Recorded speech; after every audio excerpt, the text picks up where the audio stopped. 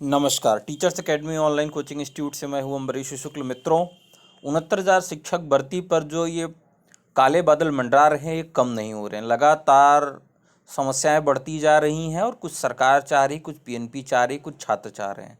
इस बार पीएनपी ने खुद ये चाहा है कि लोग कोर्ट जाएं और विवाद इतना बढ़ गया है कि अब इसके लिए लोग चंदा भी इकट्ठा करने लगे हैं।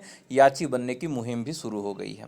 इसके पहले मैंने एक वीडियो डाला था जिसमें मैंने आपसे रिक्वेस्ट किया था कि आप सब ट्विटर पर जाकर माननीय मुख्यमंत्री जी को इस चीज़ के लिए ट्वीट करिए कि आंसर की फिर से सुधरवाया जाए, उसमें बहुत सारी कमियां हैं। साथ ही साथ मैंने पीएनपी को मेल करने के लिए कहा था।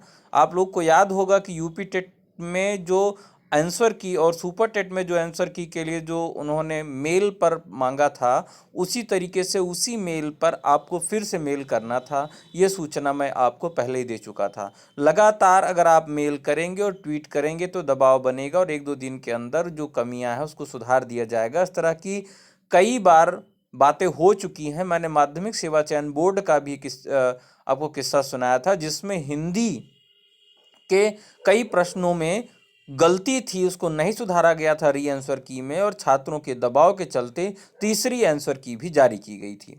अभी अगर मैं आपको बता दूं तो जो यूपी टीजीटी है, Uttar Pradesh trained graduate teacher Hindi में, नाथ पंथ जो संप्रदाय है इसके संस्थापक पूछा गया था और उन्होंने सही जवाब माना है गोरखनाथ। अगर आप माध्यमिक सेवा चयन बोर्ड के अनुसार माने तो उन्होंने गोरखनाथ इसको सही जवाब माना है, वहीं पीएनपी ने इसको मत्स्येंद्रनाथ माना है। तो आप इसको भी हैशटैग करके ट्वीट कर सकते हैं और मेल कर सकते हैं। दोनों काम जितना अधिक आप करेंगे घर बैठे, उतना अधिक संभावना है कि कई अंक आपके और बढ़ जाएंगे। सामान्यतः 3 प्रश्नों के समान अंक सबको वितरित कर दिए गए हैं, लेकिन आज के समाचार पत्र में देखिए, और वैसे भी कई छात्र हमारे संपर्क में हैं जो याची बनने की पूरे जोर कोशिश कर रहे हैं और लगातार छात्र इस पे चंदा इकट्ठा करके, पैसा इकट्ठा करके कोर्ट जा रहे हैं। लेकिन मैं आपसे यह रिक्वेस्ट करूंगा कि किसी को भी आप चंदा दीजिए, याची बनने के लिए पैसा दीजिए, तो व्यक्तिगत उसको आप जानते रहिए। इस तरह से किसी अकाउंट में पैसा मत भेजिए, क्योंकि बहुत सारे लोग ऐसे हैं जो आपके पैसे को इकट्ठा करके वो कोर्ट भी नहीं जाने वाले हैं। परिषदीय प्राथमिक स्कूलों में 69,000 सहायक अध्यापकों की भर्ती के लिए आयोजित लिखित परीक्षा के प्रश्नों को लेकर विवाद की स्थिति बनी है। परीक्षा नियामक प्राधिकारी कार्यालय ने शनिवार को आपत्तियों का निस्तारण करते हुए संशोधित अंतिम उत्तरमाला जारी कर दी, लेकिन कुछ अभ्यर्थी इससे संतुष्ट नहीं है। बलिया के ललित मोहन सिंह के अनुसार बुकलेट सीरीज बी के प्रश्न 14 निम्नलिखित में से कौन से सामाजिक प्रेरक है का जवाब विशेषज्ञों ने आत्मगौरव माना है, जबकि राज्य शिक्षा संस्थान की ओर से बीटीसी प्रथम सेमेस्टर बाल विकास एवं सीखने की प्रक्रिया में इसका जवाब प्रेम माना गया है। बी सीरीज के ही प्रश्न संख्या 74 में पूछा है, भारत में गरीबी का आकलन किस आधार पर किया जाता है? इसका जवाब विषय विशेषज्ञों ने परिवार का उपभोग व्यय माना है, जबकि एनसीईआरटी की कक्षा 11 की किताब के अनुसार प्रति व्यक्ति व्यय सही जवाब होना चाहिए। इन दोनों प्रश्नों पर अभ्यर्थियों ने साक्ष्यों के साथ आपत्ति दर्ज कराई थी। हालांकि विषय विशेषज्ञों की रिपोर्ट पर उन्हें खारिज कर दिया गया है।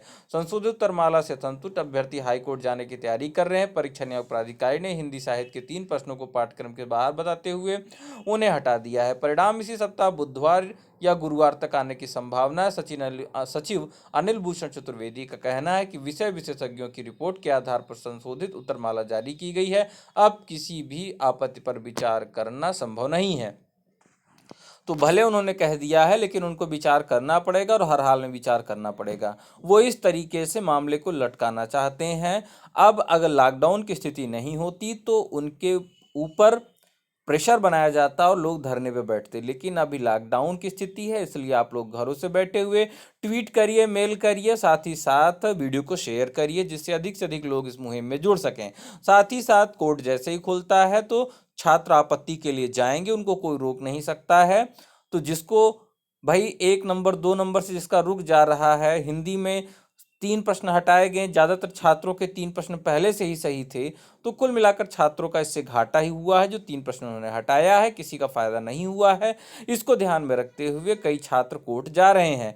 कोर्ट में ये मामला न फंसे, इसको ध्यान में रखते हुए अगर आप लोग थोड़ा सा ट्वीट करेंगे और मेल करेंगे तो एक संभावना बन सकती है कि पहले ही इस पर गवर्नमेंट कुछ सुध ले ले, पीएनबी कुछ सुध ले ले और कोर्ट तक मामला न जाने पाए। बहरहाल अब जो भी है वो सब ईश्वर भरोसे है। रिजल्ट बहुत जल्दी इसी सप्ताह में 1-2 दिन के अंदर आने वाला है। रिजल्ट आने के बाद ऑनलाइन काउंसलिंग कराई जाएगी। ऑनलाइन काउंसलिंग में 15 से 16 डॉक्यूमेंट्स लगेंगे। कौन कौन से डॉक्यूमेंट्स लगेंगे, क्या क्या तैयारी करना है, इस पर एक विस्तृत वीडियो आज ही मैं आपको उपलब्ध कराऊंगा। साथ ही साथ शाम को मैं आज लाइव आऊंगा, आप लोगों से 69,000 शिक्षक भर्ती पर बातचीत करनी है। तो मित्रों, ये वीडियो को शेयर करिए जिससे अधिक से अधिक लोग शाम को जुड़ सकें। बहुत बहुत धन्यवाद। नमस्कार। जय हिंद।